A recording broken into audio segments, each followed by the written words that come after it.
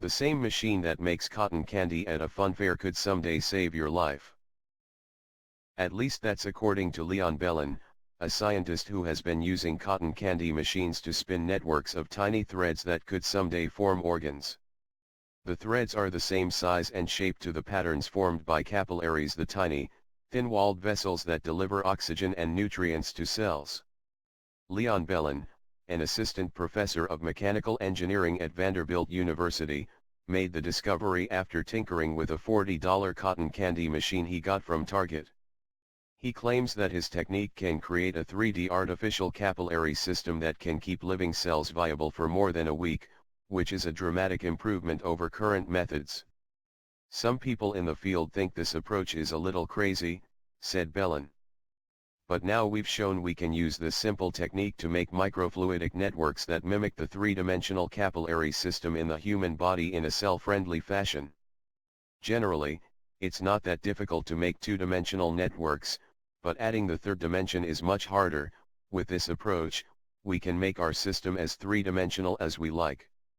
Many tissue engineering researchers, including Bellan, are currently focusing their efforts on a class of materials similar to hair gel. These water-based gels, called hydrogels, can be formed into scaffolds to support cells within three-dimensional artificial organs. But they have to be at least within the width of a human hair from a cell to work.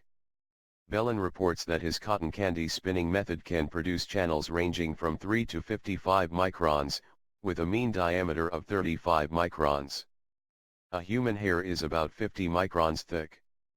So far the other top-down approaches have only managed to create networks with microchannels larger than 100 microns, about 10 times the size of capillaries, he said.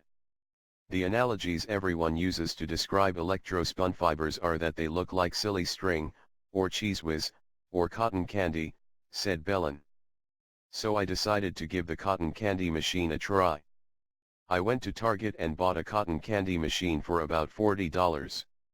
It turned out that it formed threads that were about 1/10 the diameter of a human hair, roughly the same size as capillaries, so they could be used to make channel structures in other materials.